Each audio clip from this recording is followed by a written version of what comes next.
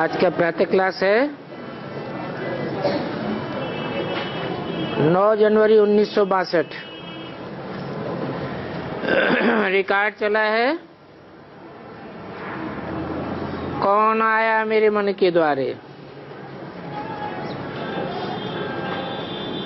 शिव बाबा बच्चों के प्रति डायरेक्शन देते हैं कि कभी ऐसे नहीं समझना कि नरकवासी मनुष्य दूसरों का कल्याण कर सकते हैं।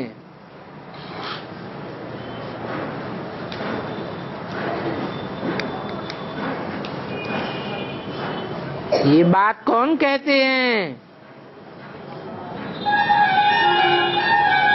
परमपिता परमात्मा कहते हैं, जो नई दुनिया स्वर्ग लाने वाला है।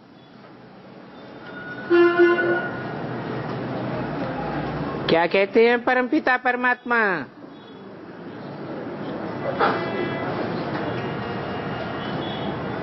है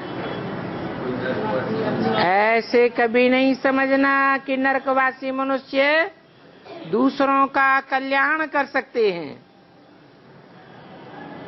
कल्याण नहीं कर सकते हैं तो फिर क्या करेंगे? अकल्याण ही करेंगे।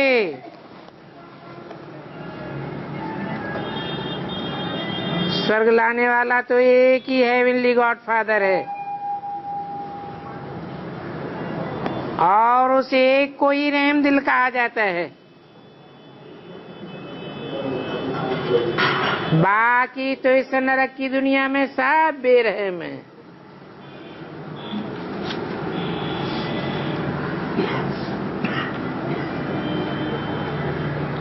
श्री श्री 108 जगत गुरु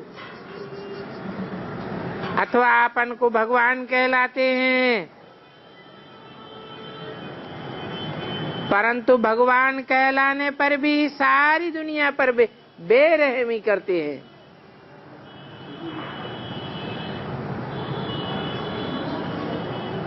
नरकवासी एक दो के ऊपर बेरहमी अवश्य करते हैं और सबसे जास्ती बेरहमी वो करते हैं जो अपन को बड़े बड़े अवतार, पैगंबर, गुरु आदि मानते हैं।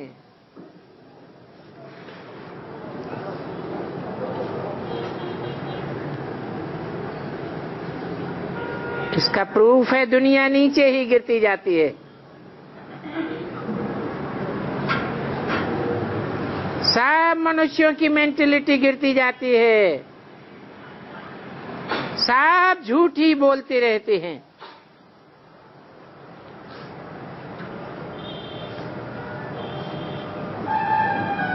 एक गॉड फादर को ही ट्रुथ कहा जाता है। कहते भी हैं गॉड इज ट्रुथ।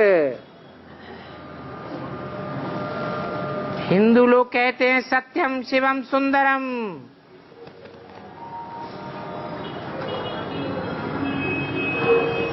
तो सारी दुनिया का गुरु अर्थात सतगुरु कोई मनुष्य मात्र नहीं हो सकता, क्योंकि जो भी मनुष्य मात्र आज की दुनिया में है वो सब नरकवासी हैं।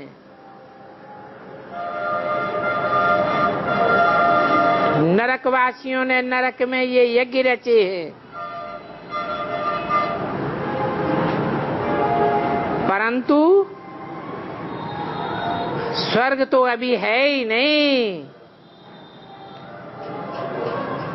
फिर भी समझते नहीं हैं।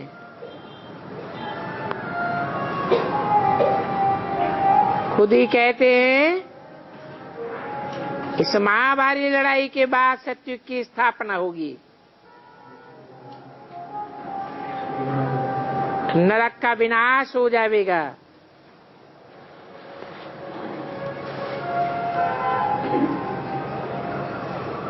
और गीता का भगवान भी कहते हैं, मैं जब ये रुद्र गीता ज्ञान यज्ञ रचता हूं, उससे ये विनाश ज्वाला प्रज्वलित होती है।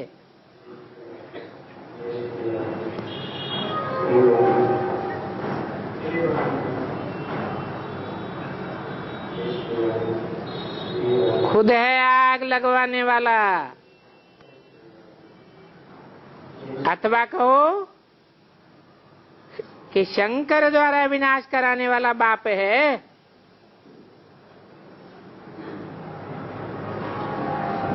तो इस लड़ाई के बाद ही जबकि सतयुग की स्थापना होनी है, तो फिर ये यज्ञ आदि क्यों रचते हैं?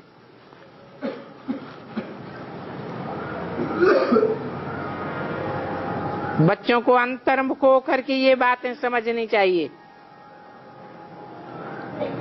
और समझ करके फिर उनको रिस्पॉन्ड करना चाहिए। अखबारों में तो किस्म किस्म की बातें पढ़ती ही रहती है। अनेक भगवान, अनेक गुरु बन करके बैठे हैं। बाप कहते हैं, जो अपन को भगवान समझते हैं वो बड़े से बड़े असुर हैं।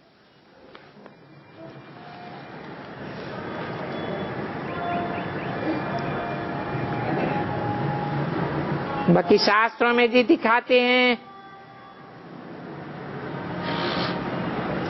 बांस निकले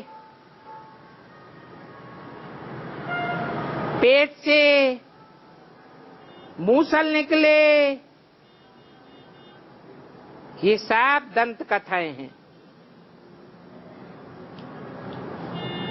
ये तो बुद्ध रूपी पेट की बात है, जहां से ये मिसाइल्स बनकर निकलते हैं। बाबा भी कहते हैं, जब जब धर्म की ग्लानि होती है तब तब मैं आता हूं। अभी दुनिया में अति अधर्म है, 100% विकारी हैं। अशुद्ध अहंकार भी है 100%। अपन को भगवान समझ बैठे हैं। ऐसे ऐसे नरकवासी मनुष्य, नरकवासी देहधारी अपन को भगवान कहते हैं। जिस भगवान के लिए कहा जाता है वो अजन्मा है,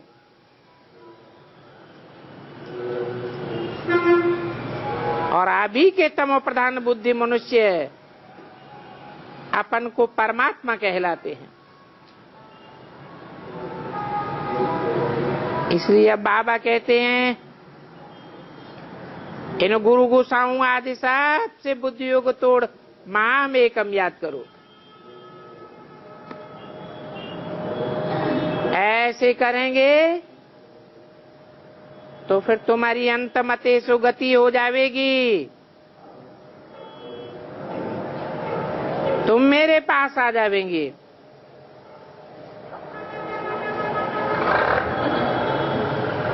तो ख्यालात चलनी चाहिए कि कैसे हम रिस्पॉन्ड करें। अगर ये महाभारी महाभारत लड़ाई है तो जरूर इनके बाद स्वर्ग की, सतयुग की स्थापना होगी।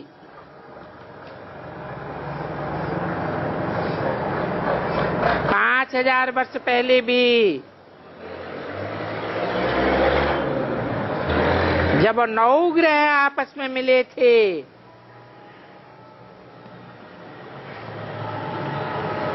उस समय पांडव भी होंगे जरूर।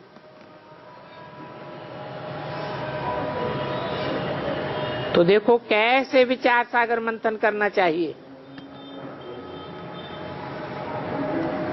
बाबा राज बताते हैं, कहते भी हैं 9 ग्रह मिले थे।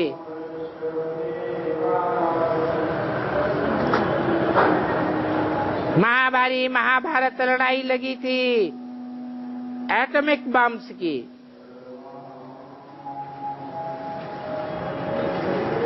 और फिर यादव भी थे,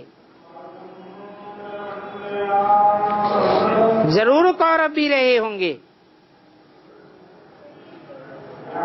और पांडव तो थे ही। पांडवों का डायरेक्टर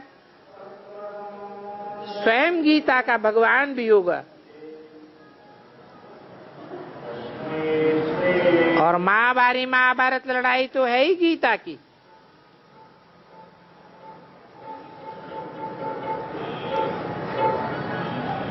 पहले गीता ज्ञान आता है,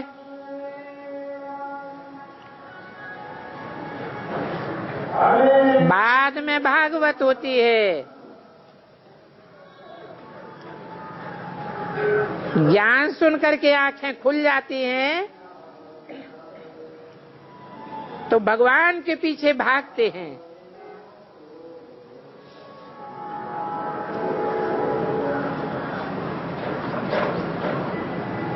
भागवत होती है तो मारा मारी शुरू हो जाती है। तो पहले गीता ज्ञान, फिर भागवत, फिर महाभारत लड़ाई का कनेक्शन है। और फिर यादवों ने भी बॉम्ब्स निकाल करके विनाश किया था।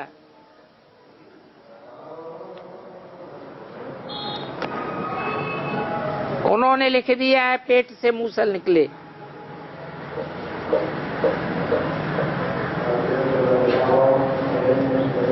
कौरव भी थे जरूर। कौरवों के बाद फिर पांडवों की जीत हुई थी, अर्थात देवी देवता धर्म की स्थापना हुई थी।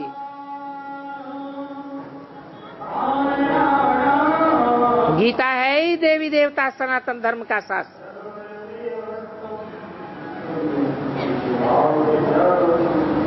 नर से नारायण,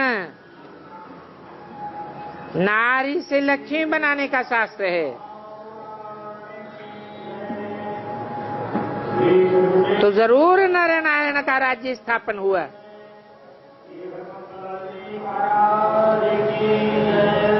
और फिर अनेक धर्म विनाश भी जरूर हुए होंगे।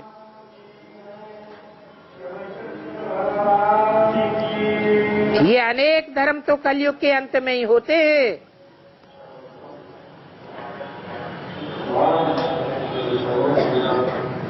ऐसे नहीं कि सतयुग आदि से ही अनेक धर्म चले आए हैं।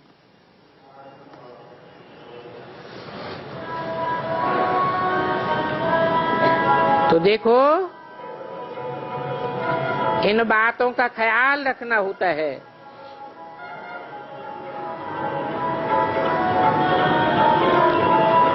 ऐसे ऐसे विचार सागर मंथन करके फिर अखबारों में लिखना चाहिए।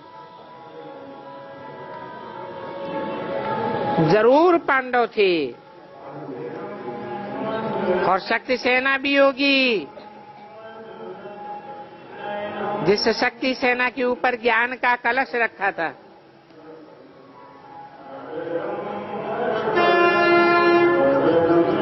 अनेक धर्मों के विनाश के लिए महाभारत लड़ाई भी लगी थी।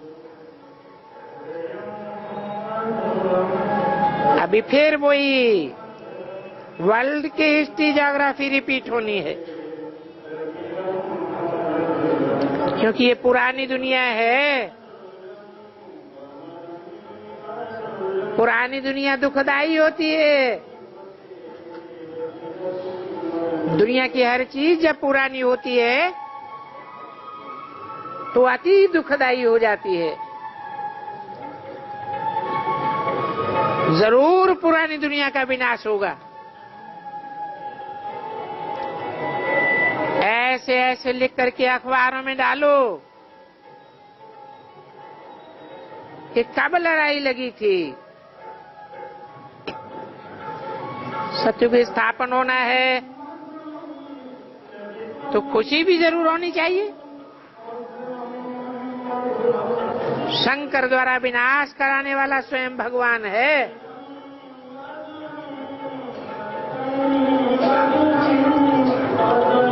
गीता का भगवान कृष्ण लिखने से सारी मुझान हो गई है।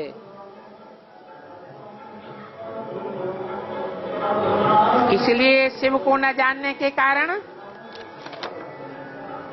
फिर सब मनुष्य अपन को भगवान कहने लग पड़े हैं।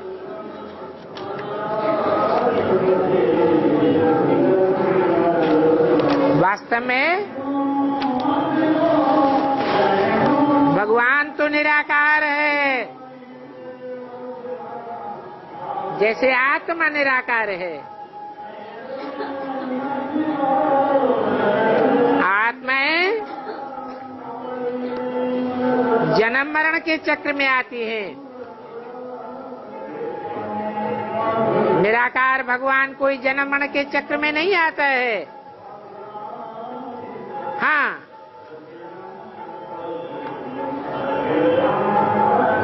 जन्म मरण के चक्र में आने वाली मनुष्य आत्माओं में जो सभी मनुष्य आत्माओं का बाप है, उसमें प्रवेश जरूर करता है। तब जगत का पिता कहा जाता है। जगत अर्थात 500-700 करोड़।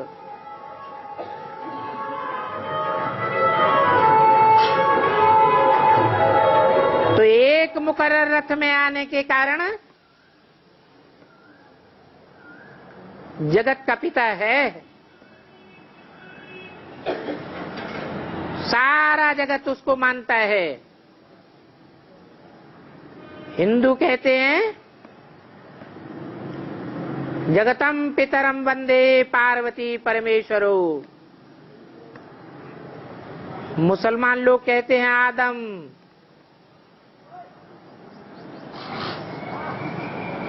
हिंदुओं में आदिदेव, जैनियों में आदिनाथ के नाम से प्रसिद्ध है।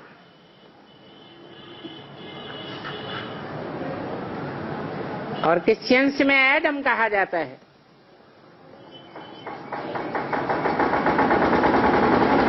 शब्दों का तालमेल एक जैसा है,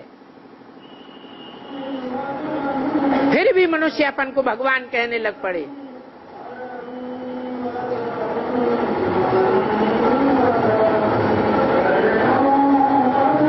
परमपिता परमात्मा में प्रवेश करते हैं। जन्म मरण के चक्र में आने वाली आत्माओं के बीच में परम पाटधारी है। हीरो पाटधारी को ही परमात्मा कहा जाता है। तब भक्ति मार्ग में कहने लग पड़े हैं आत्मा सो परमात्मा। ये एक ही आत्मा का गायन है, बाकी ऐसे नहीं सब आत्मा सो परमात्मा बन जाते। एक शंकर ही है जो याद का पुरुषार्थ करके शिव समान निराकारी, निर्विकारी, निरहंकारी स्टेज को प्राप्त करता है।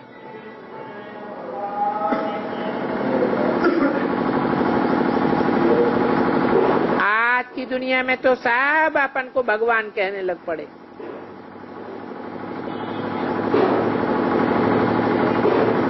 परंतु भगवान जब आता है मुकर्रर रथ में,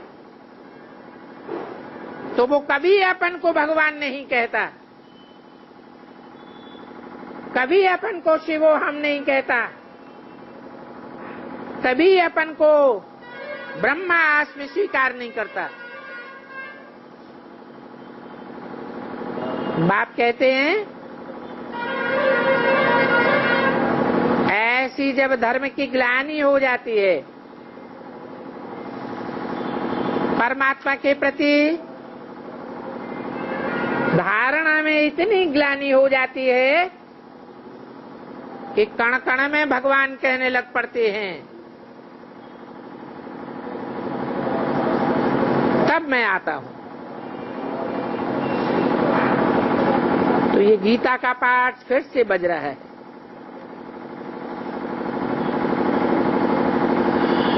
नौ 162 की वाणी का दूसरा पेज। ये वो ही रुद्र ज्ञान यज्ञ है।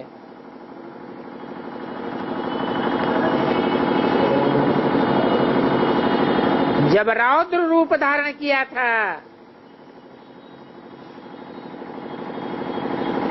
और सारे संसार का विनाश हुआ था, सब धर्मों का विनाश हुआ और एक सद्धर्म की स्थापना हुई थी।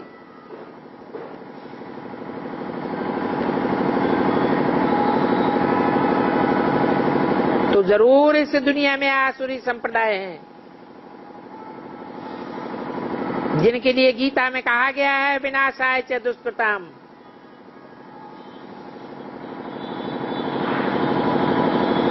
दुष्कर्म करने वालों के विनाश के लिए मैं आता हूं और आकर के शक्तियों को कलश देता हूं।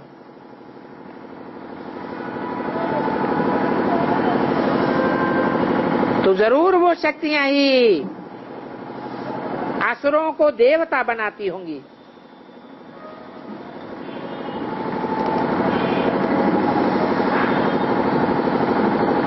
फिर जरूर वही 9 ग्रह होंगे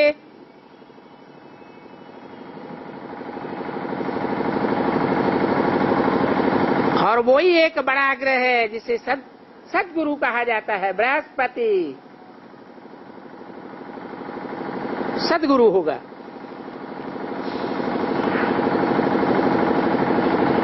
परंतु फिर भी मनुष्यों को बुद्धि में बैठता नहीं है। खुद भी कहते हैं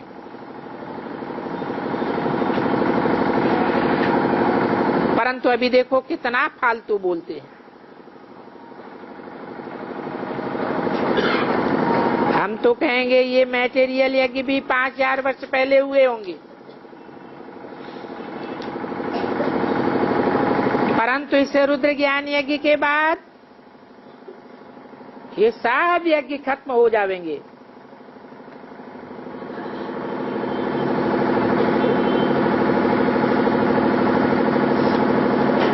फिर न ये ज्ञान यज्ञ रहेगा और न ये हठ योग के यज्ञ रहेंगे, क्योंकि लड़ाई के बाद तो फिर देवता धर्म की राजाई स्थापन हो जाती है, अर्थात स्वर्ग स्थापन हो जाता है। तो स्वर्ग में वहां कुछ भी यज्ञ आदि होने नहीं चाहिए, क्योंकि यज्ञ किए जाते हैं दुखों को समाप्त करने के लिए। और दुख शुरू होता है द्वापर युग से। नाम ही है द्वापर, द्वैतवादी पुर है, वहां एकता नहीं रहती है, क्योंकि और धर्मों के धर्म पिता यहाँ आने लग पड़ते हैं। अनेक प्रकार के धर्मों की स्थापना होती है।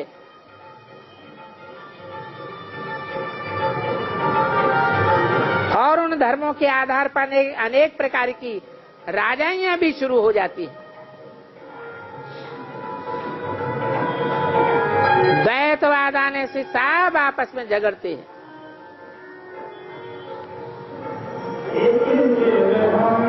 फिर बाद में सन्यासी आते हैं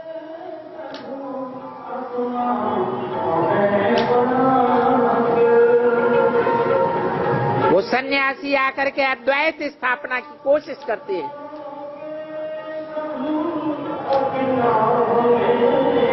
परंतु हद के सन्यास से तो अद्वैत स्थापन हो ही नहीं सकता।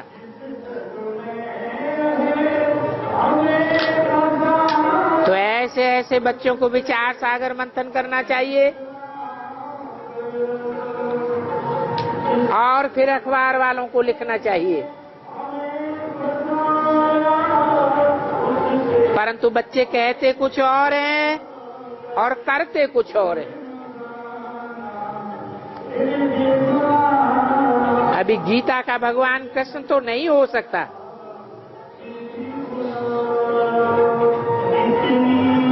कृष्ण तो बच्चे का नाम है। उनका बाल रूप ही बहुत गाया जाता है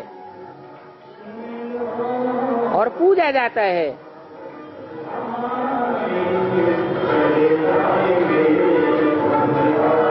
बच्चा बुद्धि भला राजयोग की बातों को क्या जानेगा?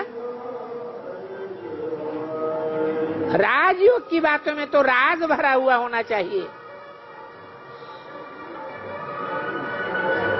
भक्ति मार्ग में कहते भी हैं रूप बदल करके आओ।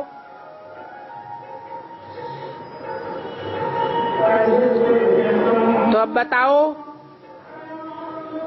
कि कृष्ण का रूप बदल करके किसी में आया? एक तरफ गीता में लिखा हुआ है मैं साधारण तन में आता हूं, साधारण रूप धारण करके आता हूं, और दूसरी ओर फिर 16 कला संपूर्ण कृष्ण को दिखाई दिए। अब कहाँ 16 कृष्ण 16 कला संपूर्ण देवता और कहाँ साधारण मनुष्य? तो ये सब समझने की बातें हैं। और समय तो वो ही है जबकि बरोबर यादवों ने पेट से मूसल निकाले थे।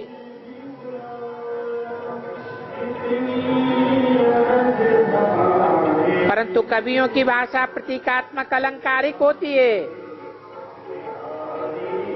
उस पेट की बात नहीं है, उन मूसलों की भी बात नहीं है। ये तो बुद्धि रूपी पेट की बात है और मिसाइल्स की बात है। कहते हैं मूसलों से उन्होंने अपने कुल का संहार किया।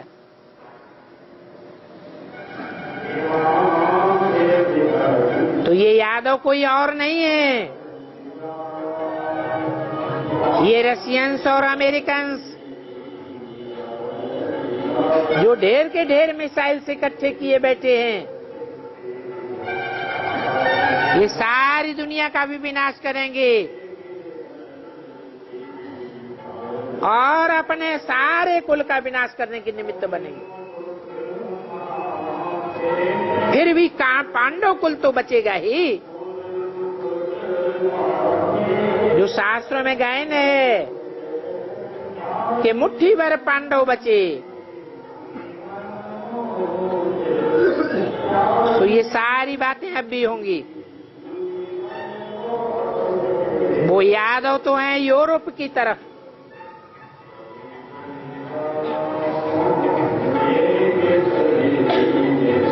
परंतु भारत तो अविनाशी खंड है। ये यूरोप आदि 2500 वर्ष पहले थे ही नहीं, इसलिए 2500 वर्ष से पुरानी इनकी कोई भी हिस्ट्री नहीं मिलती। भारत की तो बहुत महिमा है, बहुत पुराना धर्मखंड है, क्योंकि परमपिता परमात्मा शिव की जन्मभूमि है।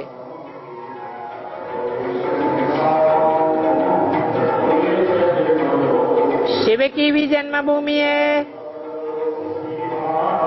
तो कृष्ण की भी जन्मभूमि है। परंतु पहले तो बाप होना चाहिए, बाद में बच्चा।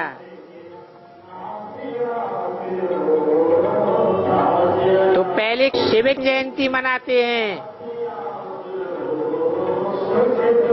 फिर कृष्ण जयंती मनाते हैं। इन बातों को समझने में और दूसरों को समझाने में बहुत समय लग जाता है। कोई तो ऐसे हैं जो समझ भी जाते हैं, परंतु फिर अपना जीवन बनाने में फेल होते रहते हैं। अपना जीवन बनाना और फिर दूसरों का जीवन बनाना, खुद पवित्र रहना और दूसरों को पवित्र बनाना बड़ी मुश्किलात की बात है।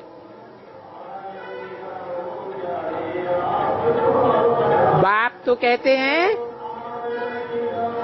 हंस और बगुले इकट्ठे नहीं रह सकते।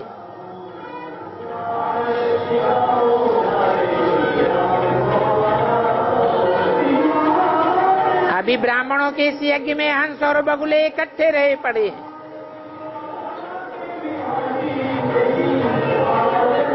इकट्ठे होने के कारण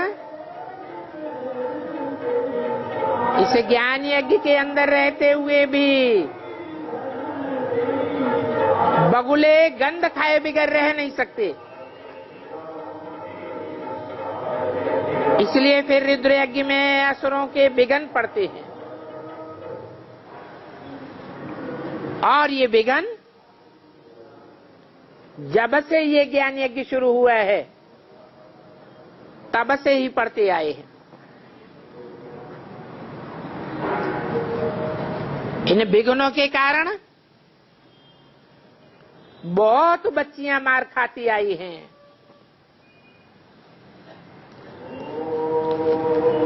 पति लोग मार मार करके विकार खींचते हैं। ऐसे ऐसे बहुत केसेस होते रहते हैं। अब फिर बेचारी अबलाएं क्या करें? अगर विकार नहीं देती हैं तो भी हंगामा हो जाता है।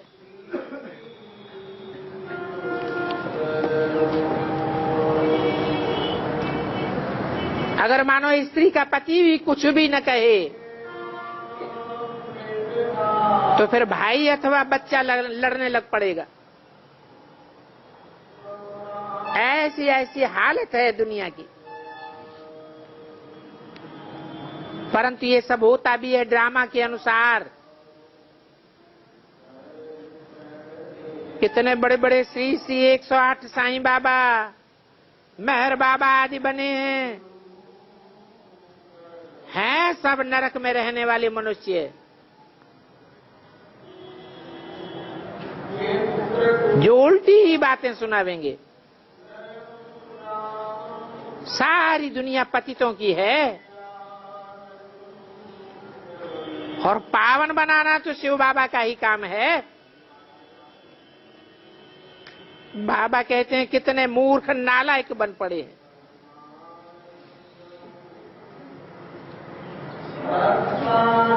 आजकल झूठे ऐसे निकल पड़े हैं जो देखते ही देखते मार देते हैं, मालूम ही नहीं पड़ता। तो बाबा कहते हैं अभी झूठे भगवान कहलाने वाले भी इतने निकल पड़े हैं जो सच्चे भगवान को भी दबाए देते हैं।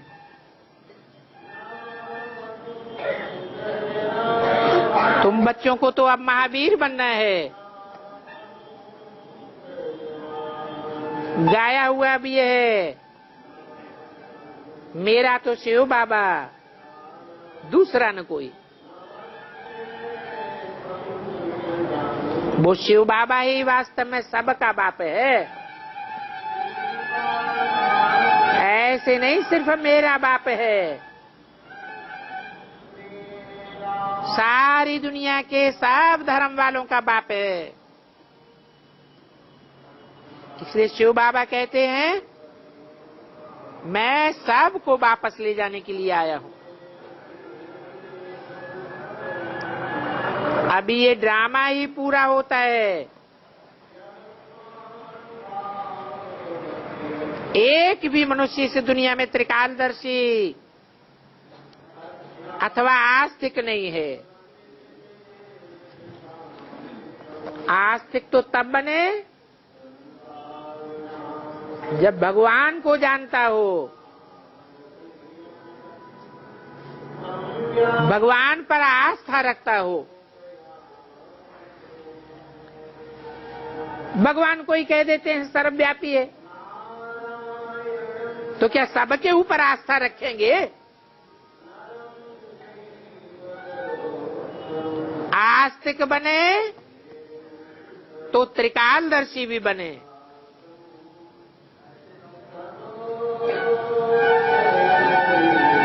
बाबा को जानने वाला हो तो उनकी रचना को भी जरूर जाने। एक भी आस्तिक नहीं है।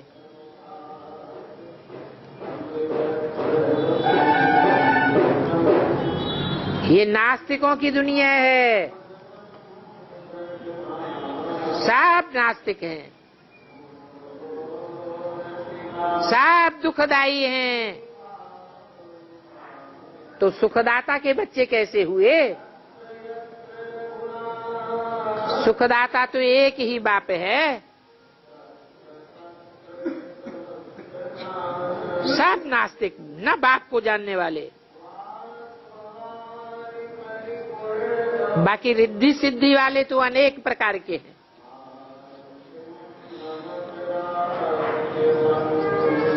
बैठे बैठाए बता देंगे लंदन में अभी क्या हो रहा है।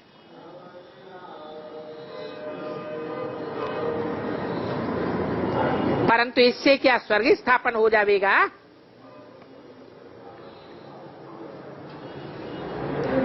समझो तुमको शिव बाबा का, ब्रह्मा विष्णु शंकर का साक्षात्कार होता है,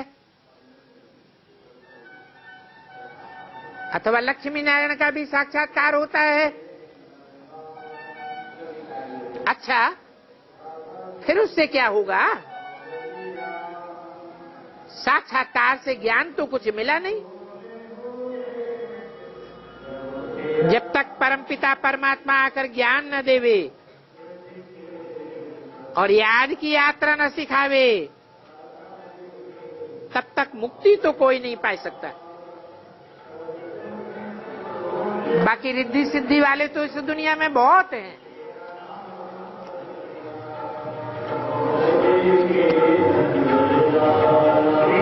माया बड़ी कुश्ती करती है।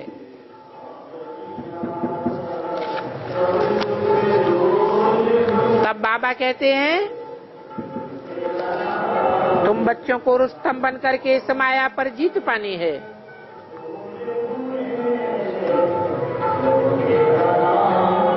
9 जनवरी 1962 की वाणी का 3रा पेज। इसलिए तुम बच्चों को याद का कवच पढ़ा लेना चाहिए। कवच का अर्थ ही है मन मना भव, अर्थात शिव बाबा को याद करो, आत्माभिमानी बनो। इस अंतिम जन्म में सारे कल्प में तुम एक ही बार देही अभिमानी बनते हो। क्या कहा? सतयुग त्रेता में भी 100% देही अभिमानी बनकर नहीं रहते। दिन ब दिन, वर्ष बाई वर्ष, जन्म बाई जन्म आत्मा की कला नीचे उतरती जाती है,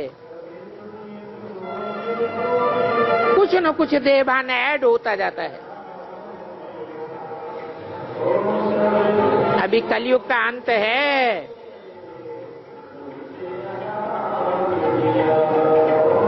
अभी आत्माभिमानी बनने की शिक्षा कोई भी नहीं देता है। बल कहते हैं आध्यात्मिक ज्ञान सिखावेंगे, परंतु आध्यात्म का अर्थ क्या है वो भी नहीं जानते। अधिमानी आत्मा के अंदर तब कहा जाता है आत्मिक। आत्मा के अंदर कैसे 84 जन्मों का पार्ट भरा हुआ है वो जानना है। ऐसी शिक्षा आध्यात्मिक ज्ञान देता है, और वो आध्यात्मिक ज्ञान परमपिता परमात्मा के सिवाय कोई नहीं दे सकता। क्यों नहीं दे सकता? क्योंकि सब आत्माएं जन्म मरण के चक्र में आने वाली हैं। जन्म मरण के चक्र में आने से, पुनर्जन्म में आने से पूर्व जन्म का सब कुछ भूल जाता है। एक ही परमपिता परमात्मा है जो जन्म मरण के चक्र में कभी नहीं आता, इसलिए वो सदैव त्रिकालदर्शी है। परंतु इस दुनिया में सिर्फ एक बार ही प्रत्यक्ष होता है, हम बच्चों को आत्माभिमानी बनाने के लिए।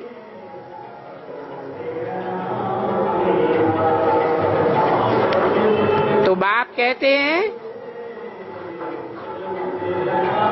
अभी ये लक्ष्मी नारायण आदि सभी देह अभिमानी हैं, सब नरक की दुनिया में भरे पड़े हैं।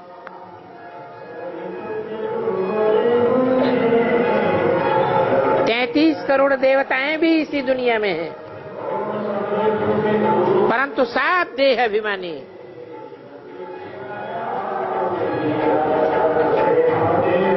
परंतु अभी बाप आते हैं तो इस समय ही देही अभिमानी बनना होता है, और देही अभिमानी बनना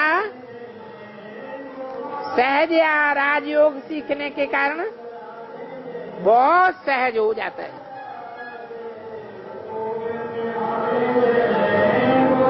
क्योंकि अभी नंगे ही शरीर छोड़कर मेरे पास आना है।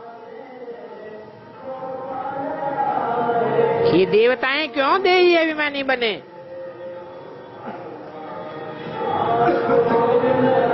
क्योंकि इन देवताओं को अभी वापस थोड़ा ही जाना है। क्या कहा? कौन है देवताएं? 33 करोड़ देवताएं हैं,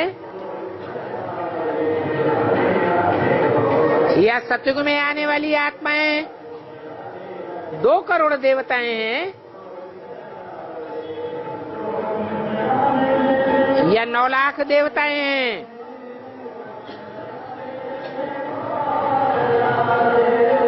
कितने देवताएं हैं जिनके शरीर खत्म नहीं होंगे, इसी संसार में रहेंगे, इन्हीं शरीरों से नई दुनिया में जाएंगे। इसलिए बोला उनको अभी वापस थोड़ा ही जाना है। अर्थात जो पूरे 84 जन्म लेते हैं वो वापस नहीं जाते। ये ज्ञान सिर्फ तुमको अभी मिलता है। कि तुमको कहने वाला कौन है?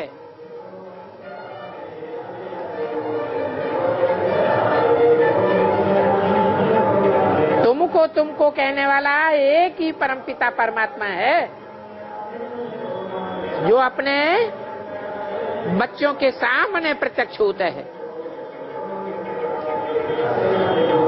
वो कहते हैं, बच्चे तुम पहले नंगे थे,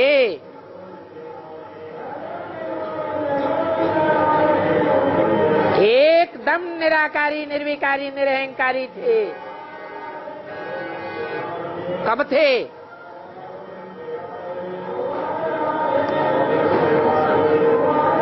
कौन से युग में थे? संगम में एकदम निराकारी, निर्विकारी, निरहंकारी बने थे। फिर तुमने ये जिस्म धारण करके पाठ बजाया है, अभी फिर नंगे हो करके तुम आत्मा को वापस जाना है। कितनी अच्छी अच्छी बातें समझाते हैं। तो ऐसी ऐसी अच्छी अच्छी बातों को धारण करके अपनी आत्म की स्थिति की अवस्था को जमाना है और माया पर जीत पहननी है। गृहस्थ व्यवहार में तो जरूर रहना है,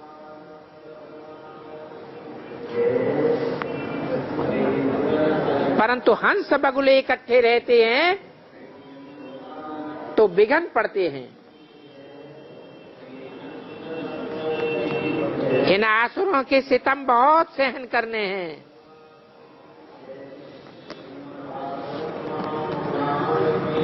घर में बैठे भी प्रण कर लेना है कि बाबा कुछ भी हो जाए, हम मुक्ति, जीवन मुक्ति का वर्षा तो इसी जन्म में जरूर लेकर छोड़ेंगे। बिचारी प्रण करने वाली बहुत मार खाती हैं और ड्रामा प्लान अनुसार ये मार खाने का पार्ट कल पहले भी चला था, तो बिचारी बहुत सहन करती हैं। है तो सबसे सौभाग्यशाली। फिर भी आए कि बाप से तो मिली है ना। बाप से मिलने के कारण उनकी तो बन गई ना, बिगड़ी बन गई। परंतु इसमें बहुत मेहनत है, क्योंकि असुर से देवता बनना है। बाबा तो नई नई बातें समझाते रहते हैं।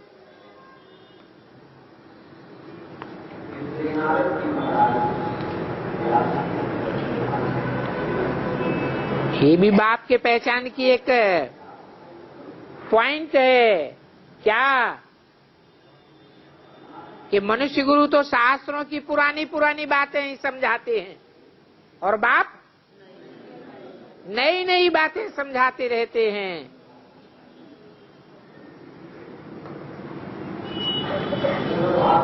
अनेक प्रकार की युक्तियां बताते रहते हैं। इसी को विचार सागर मंथन कहा जाता है।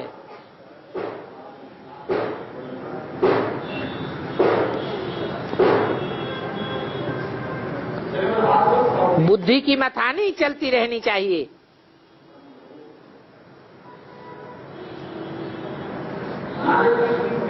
तो रात को भी शिव बाबा को याद करके सो जाओ।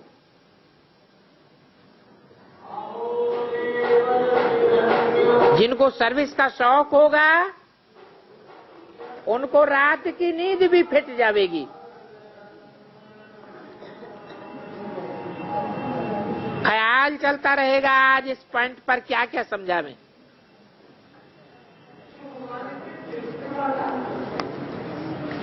उनको कैसे कैसे पकड़ें। ऐसी सेवा जब तुम करेंगे तो ऊंच पद पावेंगे। ज्ञान को अच्छी रीत घोटना है। जैसे खाने के बाद गाय जुगाली करती रहती है, तो जब ज्ञान घिसेंगे तभी राज तिलक लायक बनेंगे। गायन भी है क्या? तुलसीदास चंदन घिसे विश्व की बादशाही का तिलक देते रघुवीर। उन्होंने तो रघुवीर राम को समझ लिया, त्रेता वाले को, परंतु ये तो भगवान शिव की बात है। जो तीखे बच्चे हैं विचार सागर मंथन में, उनको पकड़ करके फॉलो करना चाहिए।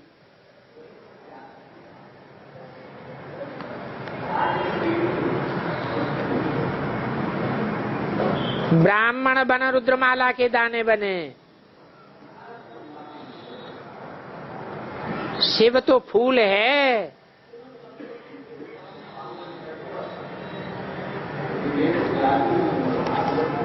फिर है माला। तो पहला दाना बनने का पुरुषार्थ करना चाहिए।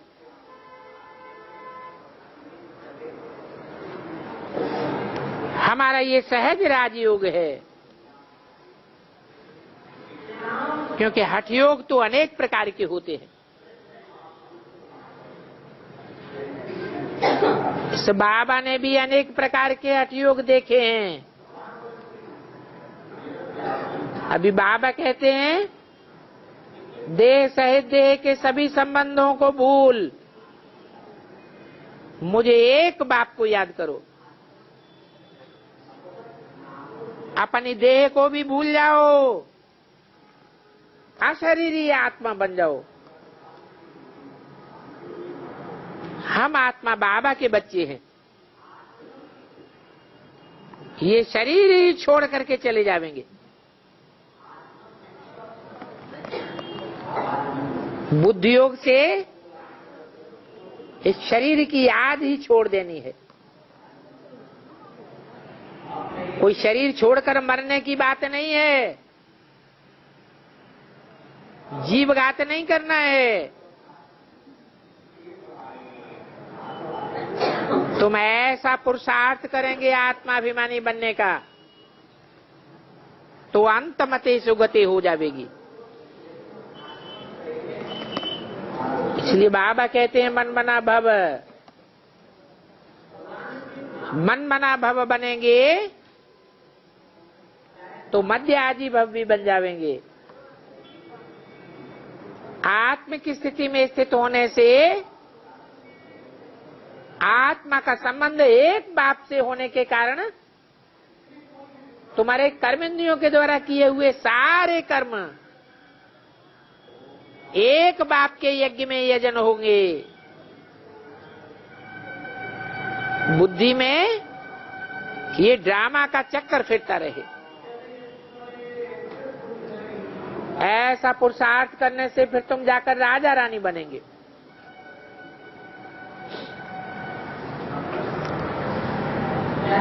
चित्र भी दिखाते हैं विष्णु चतुर्भुज का, दो भुजा लक्ष्मी की, दो नारायण की।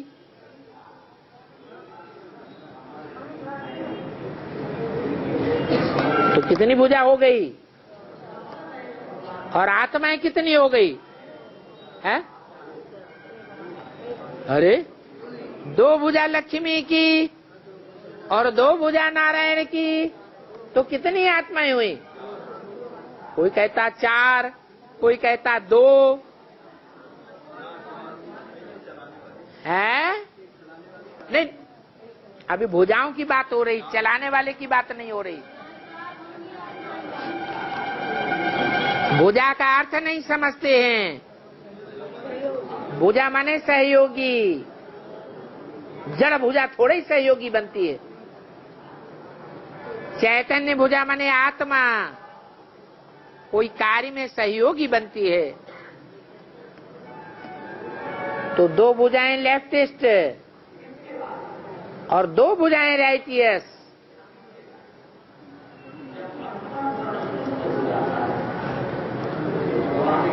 लक्ष्मी के साथ सीता भी है, राम के साथ कृष्ण की आत्मा भी है। आज तो घर घर में स्त्री पुरुष के संस्कार टकराते हैं, लेकिन सतयुग आदि में कोई भी स्त्री पुरुष के संस्कार टकराएंगे नहीं। हर बात में एक होकर के रहेंगे। ये संस्कार का मेल बाप जो राजयोग सिखाते हैं उस राजयोग से ही होता है। तो बाबा कहते हैं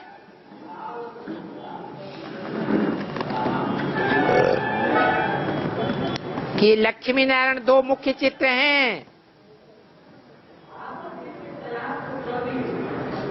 दोनों का कॉम्बिनेशन होता है तो विष्णु बनता है। बाकी दुर्गा, काली, सरस्वती ये सब एक के ही नाम हैं। देवी तो एक ही है।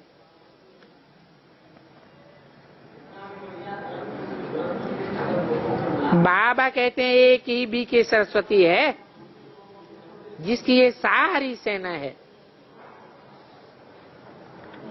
बाकी कच्छ मत्स्य अवतार, परशुराम अवतार, क्या क्या बातें बैठ बनाई हैं।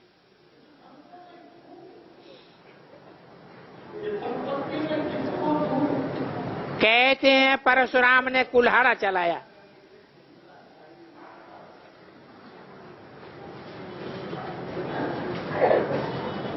अब भगवान कोई कुल्हाड़े से हिंसा करेगा क्या?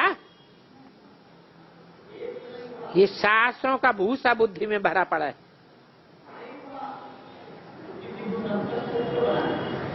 शिव बाबा कहते हैं लाडले बच्चे अब जीते जी सदैव भान से मर जाओ। कुल्हाड़ा चलाने की बात नहीं है।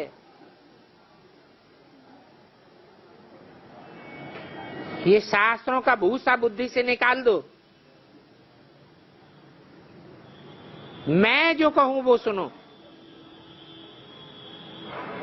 इस शास्त्रों के भूसे को मेरे सामने रिपीट मत करो।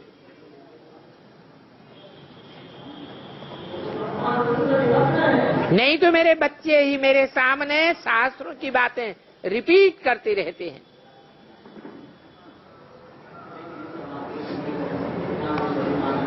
बाप तो कहते हैं मैं तुमको ब्रह्मा द्वारा सभी वेदों शास्त्रों का सार बताता हूं। इसलिए तो बाबा के हाथ में शास्त्र दिखाते हैं। कौन से बाबा के हाथ में? ब्रह्मा बाबा के हाथ में। शास्त्रों में भी ब्रह्मा के चित्र में उनके हाथों में क्या दिखाते हैं? शास्त्र दिखाते हैं। सरस्वती के हाथ में भी शास्त्र दिखाते हैं। बाकी नाभि आदि की कोई बात नहीं है कि विष्णु की नाभि से कोई ब्रह्मा निकला। मैं ही नालिशफुल हूं और मैं ही ब्लिसफुल हूं। मैं सबके ऊपर रहम करने वाला हूं। सबको सुखधाम शांति धाम ले जाऊंगा। बाप अपना कार्य कर रहे हैं। अच्छा, बच्चों को ओम शांति।